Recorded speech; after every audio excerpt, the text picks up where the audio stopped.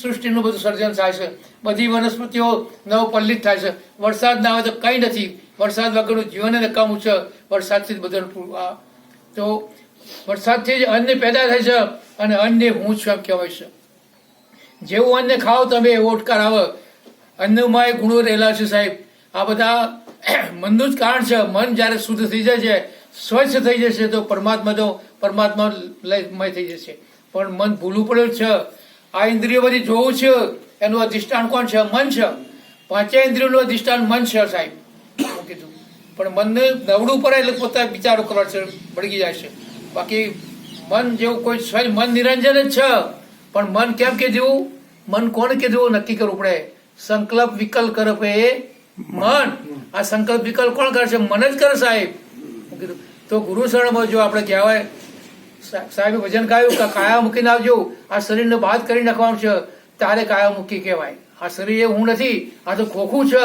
અને એવી સમજણ ગુરુથી મળી જાય અને સમજણમાં પહોંચી જાય ત્યારે આ શબ્દો સમજાય એમ છે. નકર શબ્દો તો અનેક કહેવા, પણ જેના મનમાં જે વિચાર ચાલતો હોય એનો અર્થ એવો કરે. જેને જેવો વિચાર ચાલતો હોય એવો જ એનો અર્થ કરે. અને એમાં જ લક્ષ્ય પચ્યું રસ હંમેશા. જેનું લક્ષ્ય જેવું હોય એવું જે ધારેલું પરિણામ આવે છે. ભગવાન કહેવાય તું જેવું વિચાર એવું ફળ આપું તને. તારી જેવી વિચાર ધારે તું જેવું કલ્પના કરી એવું તને ફળ મળે. શું કીધું? તો આપણા માટે આ કલ્પના શા માટે કરવી? કલ્પનાઓ જલ્પનાઓ રખડાવીશ આપણને. આ કલ્પના જ રખડાય સાહેબ. કલ્પનાઓ કરવાની જરૂર નથી. ગુરુ શરણમાં જઈ દાવો છોડી દઈ અને ભક્તિ કરો. ભક્તિ એટલે સેવા.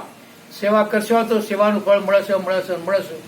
અને શાન ભાન સમજ સત્ય બોલવાનું છે. બને તો સુધી જૂઠ બોલવાની કોશિશ ના કરો. તમે એક વખત સત્ય બોલી દેશો તો 100 વખત જૂઠ બોલવાનું અટકી છે. પણ સાચું બોલતા કંઈક છુપાઈએ છીએ આપણે. જૂઠું કેમ બોલવું પડશે?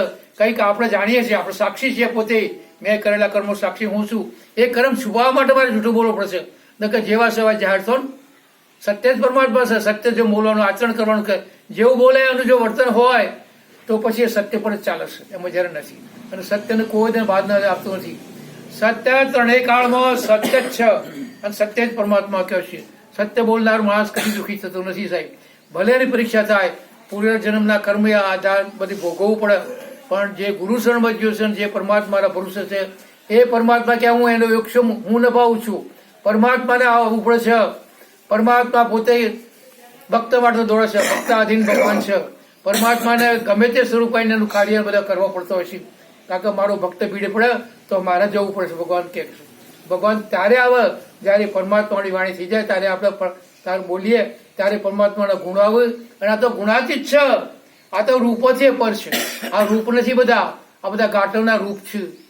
તો રૂપ ગુણ નામ બાદ કરી ચોથું પદ કીધું છે. ચોથા પદનો ભેદ જાણે છે હરિનો દાસ. આ ચોથો ભેદ સંતોએ ખચ્યો છે. અને એ ભેદ શબ્દમાં બધા ભલે જાણી જાય, પણ આચરણ ના હોય તો ખોટું પણ સાહેબ. બધા જ બોલવામાં તો સુરા છે. હું તમને બધા નહીં કહેતો પ્રભુ, મારે પોતાએ મારું જોવાનું છે. મારામાં શું દ્રષ્ટિમાં દોષ છે, મારી દ્રષ્ટિ કેવી છે, નજર રાખું છું હંમેશા હરદમ.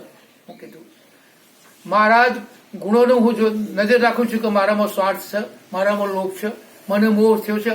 અરે પરમાત્માને જે આપીએ ઘણું આપ્યું છે, અને એમાં મને સંતોષ છે તો શાંતિ મળશે. ન કે તમે અજબો કરોડો રૂપિયા ભેગા કરશો ને તો આ શાંતિ નહીં મળે પ્રભુ સાહેબ. હું કીધું સાચી સમજણમાં પડી છે. અને જેની સમજણ પડી પહોંચી જાય એ વાદ વિવાદ નથી. એ વાદ વિવાદ ના થાય. ઘણા સુખી છીએ, આનંદ છીએ. અને સુખ દુઃખ તો ક્યાં થાય? સુખ દુઃખ એ કોનો ધર્મ છે? મનનો ધર્મ છે સાહેબ. અને આત્માનો ધર્મ ઓળખવો પડશે. ગુણો લક્ષણો ઓળખવા પડશે. આત્માના શું લક્ષણો છે અને મનના શું લક્ષણો છે, મનનો શું ગુણ છે. એમ આ લક્ષણો જ્યાં સુધી ના ઓળખીએ આપણે તો સુધી આત્માની ઓળખાણ થાય નહીં. રાજચંદ્રએ ખુલ્લેઆમ કહી દીધું છે, બધું જ કહી દીધું છે, પણ વાત સમજણમાં સાહેબ બેસાવી નથી. કાકા તો હું જાણું છું, આ જ્ઞાનને હું બરાબર જાણું છું, હું યથાર્થ વર્તન કરું છું. એવું કઈ અહંકાર છે મનને તો સુધી ચોકડી મારી દેવાની. હું જાણું છું એટલે કઈ જાણતો નથી. તું જાણતો હોય તો શુક્રા બધાને કહેવા નીકળ્યો છે. તું જ તું વર્તીશ તો એનો પ્રભાવ આવશે જગતમાં. સત્યનો પ્રભાવ પડે છે. સત્ય સતી નારી જો સત્ય પર વર્તી હશે સાહેબ, એ બોલે એમ થાય. સતી નારી જો હોય પતિની સેવામાં રહેતી હરદમ, એ વાક્ય બોલે એમ થાય સાહેબ. કારણ કે આપણે શાસ્ત્રોમાં જોયું છે કે એ એના શબ્દો ફેલ ના જાય, સત્ય પર પાલન કર્યું છે. સત્યનારાયણનો જ ધર્મ કીધો છે. સત્યનારાયણે સુરા પાકે કીધું. એટલે સત્ય પર જે ચાલશે, સારું વર્તન કરશે, દોષો કોઈના જોશે નહીં, બધા પરમાત્મા જોશે. ભલે એના વિચારો છે એ ભોગવે, એ જાણતો નથી, એ દુઃખી છે. આપણે શા માટે દુઃખી છીએ? વિચારે પરમ જ્ઞાન. વિચાર તો આવે છે, પણ વિચાર અધૂરો આવે છે. પણ રોકો થોડી વાર એને, અને વિવેક કરતો શીખો કે આ કાર્ય કરું કે ના કરું. તો પહેલા વખત આપણે દાખલો મૂક્યો તો કે રાજા ગયો, નદી કિનારે મહાત્મા બેઠેલા હતા, અને એ તેમની મસ્તીમાં મસ્ત હતા. પણ રાજા એક બહુ આજીજી કે મને ગુરુ મંત્ર આપો, ગુરુ મંત્ર આપો, કે જા કોઈ પણ કામ કરતું 5-10 મિનિટ થોભજે ને પછી કાર્ય કરજે. આ રાજાને યાદ રહી ગયું. ત્યારે ગામમાં નવરાત્રિ ચાલતી હતી. રાણીને એમની દીકરી વિચાર કર્યો કે ભાઈ મમ્મી કે મારે તો નવરાત્ર જોવા જવું પડે. અરે બેટા કે તારા બાપુજી નહીં ને આપણે જઈને કંઈ કોઈ આપણી છેડતી કરે બનાવે એના કરતાં જવું નહીં સારું. આપણે બહુ જીદ કરી ના કે મમ્મી એમ કરીને એના કરતાં હું મારા પપ્પાને કપડે પહેરી લેવું તો શું હતું છે.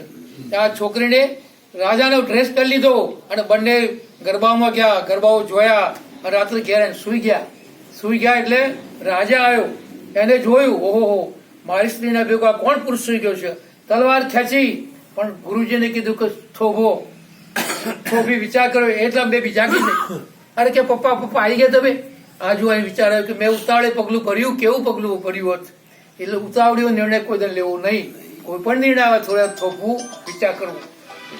શાસ્ત્રોએ આપણને માર્ગ શીખવાડ્યા છે. રામે તો આખું જીવન જીવવાની કળા શીખવાય છે. રામચરિત્ર કહ્યું છે, રામના જેવું ચરિત્ર હોય ને સાહેબ તો ચોય દુઃખી થવાનું નથી. પણ રામચરિત્ર જેવું આપણું ચરિત્ર નથી. કૃષ્ણ જેવું આપણને જ્ઞાન નથી.